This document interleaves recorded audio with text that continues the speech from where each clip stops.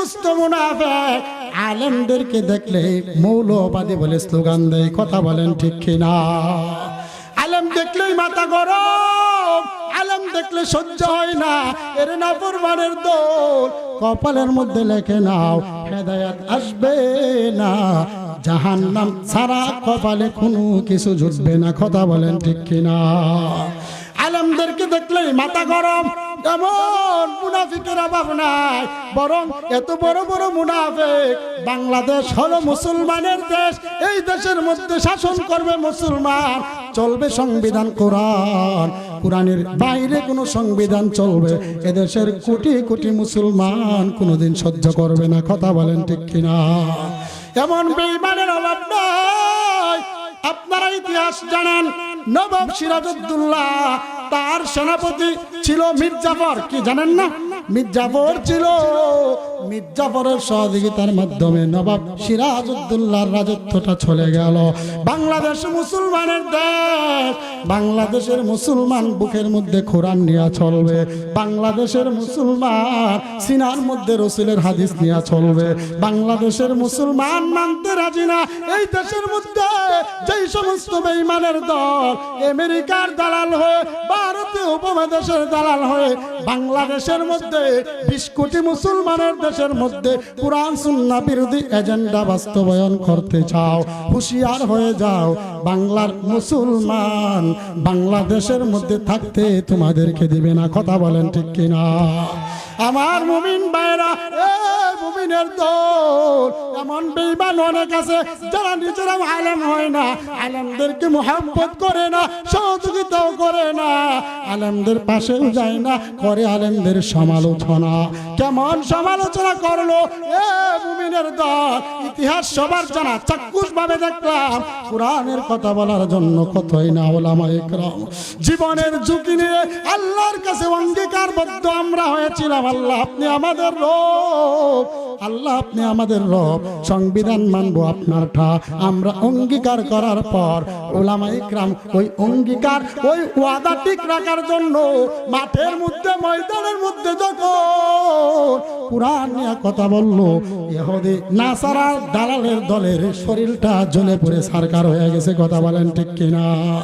শুধু এমনটাই নাই, মুমিনের দল আল্লাহর কত বান্দা যারা শাইখুল হাদিস, ইবনে শাইখুল হাদিস আল্লামা মামুনুল হক সাহেব, উনি হক কথা বলার জন্য কতদিন কারাদণ্ড ভোগ করলো, কতই না নির্যাতন বেঈমানের দল তোমরা করলে। দুঃসংবাদ নিয়ে নাও, কপালে হেদায়েত নাই, কপালে জাহান্নাম ছাড়া কোনো উপায় নাই। কথা বলেন ঠিক কিনা? আমার মুসলমান ভাইয়েরা, এই জন্য আপনাদেরকে বলতে চাই, এরে মুমিন ভাইয়েরা আমার, বুঝতে হবে, বুঝে নিতে হবে, আমাদের জন্য কামিয়াবির রাস্তা হলো উলামায়ে কেরামের রাস্তা। কথা বলেন ঠিক কিনা? মুসলমান চলবে, বুকের মধ্যে কোরআন নিয়ে চলবে, মুসলমান জীবন করবে, রাসূলের সুন্নাত নিয়ে করবে। হুঁশিয়ার হয়ে যাও বেঈমানের দল, এর নাস্তিকের দল। ভবিষ্যতে এই বাংলাদেশের মধ্যে যদি কোরআন সুন্নাহ বিরোধী কোনো এজেন্ডা বাস্তবায়ন করতে চাও, বাংলাদেশের মুসলমানকে দেখেছো, মুসলমানের পাওয়ার দেখো নাই, ইমানের শক্তি দেখো নাই। ভবিষ্যতে কোরআন নিয়ে বিরোধিতা করলে, কোরআন সুন্নাহ বিরোধী কোনো এজেন্ডা বাস্তবায়ন যদি করতে চাও, বাংলাদেশের মানুষ জ্যান্ত পুঁতে ফেলবে, বাংলাদেশে থাকতে দিবে না। মুমিন ভাইরা, এই জন্যে বুঝতে হবে আমাদের সংবিধানের নাম কি বলেন? কথা বলেন, সংবিধানের নাম কি বলেন? কোরআন। সংবিধানের নাম কি? আমরা চলবো কি নিয়ে? কোরআন নিয়ে। কি নিয়ে চলবো? এখন কোরআন রাখিয়া ইহুদি নাসারার দল কোরআনের বিরুদ্ধে কথা বলবে, মুসলমান কোনোদিন সহ্য করবে না। কথা বলেন ঠিক কিনা? মুসলমানদের ইমানি শক্তি কেমন?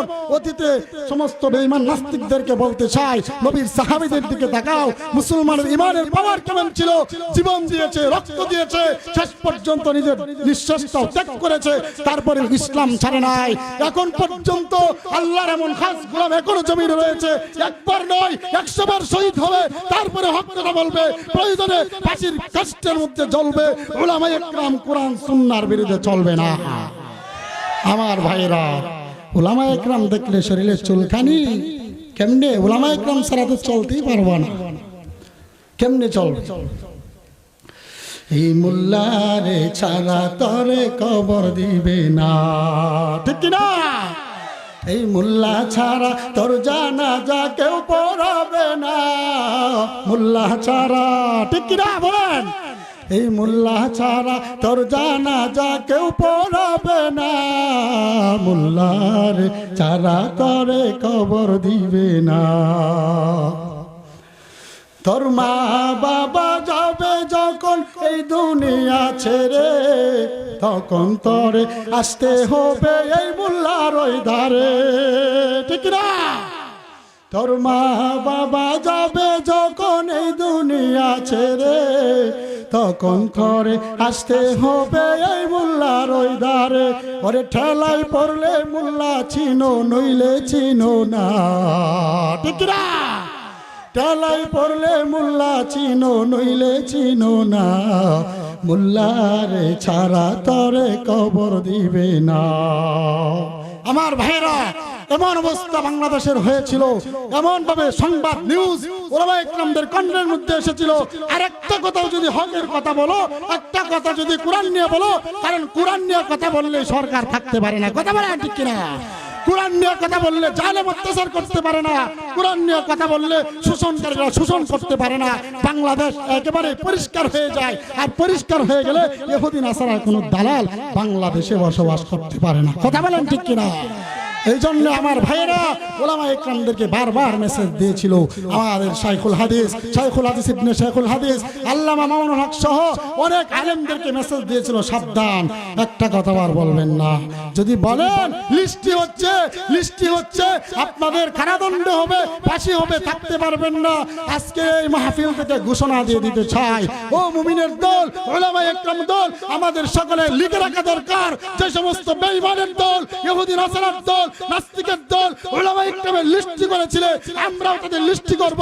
ভবিষ্যতে এদেশের কোন মসজিদের ইমাম, এদেশের কোন মাদ্রাসার উস্তাদ, এদেশের কোন মুহাদ্দিস, এদেশের কোন শাইখুল হাদিস এই সমস্ত ইহুদি নাসারার জানাজার নামাজ পড়বে না, কথা বলেন ঠিক কিনা? মুমিন ভাইরা আমার, মুসলমান পিছু হটার জাতি না, মুসলমান পিছু হটার জাতি না। মুসলমান আল্লাহু আকবার তাকবীর নিয়ে সামনের দিকে অগ্রগামী হবে, হয়তো শহীদ হবে, নয়তো গাজী হবে, কথা বলেন ঠিক কিনা? আমরা আজকে এটাই বলতে চাই, আমার ইমাম ভাই যারা আছেন, আমার আলোচনা যারা শুনবেন, আমি সকলকেই বলতে চাই, আমার ভাইরা, যেই সমস্ত নাস্তিকের দল বারবার কোরআনকে নিস্তব্ধ করে দেওয়ার জন্য, কোরআনী আইনকে বন্ধ করে দেওয়ার জন্য, বাংলাদেশকে ইহুদি নাসারার কৃষ্টি কালচার যুক্ত করার জন্য যারা উলামা ইকরামের লিস্টি করেছিল, এই সমস্ত বেঈমানের কোনো জানাজার নামাজ উলামা ইকরাম করবে না, করবে না, করবে না। আমার মুসলমান ভাইরা, ঠেলাই পড়লে মোল্লা, মৌলিক বিষয় যখন তখন মোল্লা, এবার জানাজাও পড়াইতে পারে না, উলামা ইকরামের পিছনে দৌড়ায়, কথা বলেন না কেন আপনারা? সারা জীবন করলি রে তুই জয় মোল্লারে ঘৃণা, সেই মোল্লারে লাগবে কাজে একবারও ভাবলে না, ঠিক না? সারা জীবন করলি রে তুই জয় মোল্লারে ঘৃণা, সেই মোল্লারে লাগবে কাজে একবারও ভাবলে না। ওরে মোল্লা না তাকিলে তোর মার বিয়ে হইতো না, ঠিক না? মোল্লা না তাকিলে তোর মার বিয়ে হইতো না, মোল্লারে ছাড়া তরে কবর দিবে না, এই মোল্লারে ছাড়া তরে দাফন দিবে না, এই মোল্লা ছাড়া তোর জানাজা কেউ পড়াবে না, মোল্লা ছাড়া, এই মোল্লা ছাড়া তোর জানাজা কেউ পড়াবে না, মোল্লার ছাড়া তরে কবর দিবে না। আমার ভাইরা, মোল্লার বিরুদ্ধে পরবর্তীতে আমরা নতুন কোন ষড়যন্ত্রকারী যদি হতে চাই, আমাদের হুঁশিয়ার হওয়ার দরকার আছে না নাই? জুড়ে বলেন আছে না নাই? আমরা জানি আমেরিকায় যখন কোনো সন্তান পরিচিত হতে হয়, বাবার পরিচয় দেওয়া যায় না, বলে আমেরিকার মহিলারা জানেই না সন্তানের বাবাকে, কথা বলেন ঠিক কিনা? বর্তমানে ইহুদি নাসারা কৃষ্টি কালচারটা কেমন দেখেন, স্কুলে বাচ্চা ভর্তি হবে, বাবার ঠিকানার দরকার নাই, বাবার পরিচয় পত্রের দরকার নাই, মায়ের পরিচয় পত্র লাগবে। ইহুদি নাসারার দল বাংলাদেশে আর চলবে না, কথা বলেন ঠিক কিনা? আমার ভাইয়েরা, আমার বন্ধুরা, আসুন মূল আলোচনায় যাই। আমি আপনাদের সম্মুখে পড়েছিলাম যে আল্লাহ তাবারাকা ওয়া তাআলা কুরআন অবতীর্ণ করেছেন গোটা জাতিকে আলোর রাস্তা দেখানোর জন্য। কথা বলেন ঠিক কিনা? আল্লাহ অন্য আয়াতের ভিতরে বলেন, قل هل يستوي الذين يعلمون والذين لا يعلمون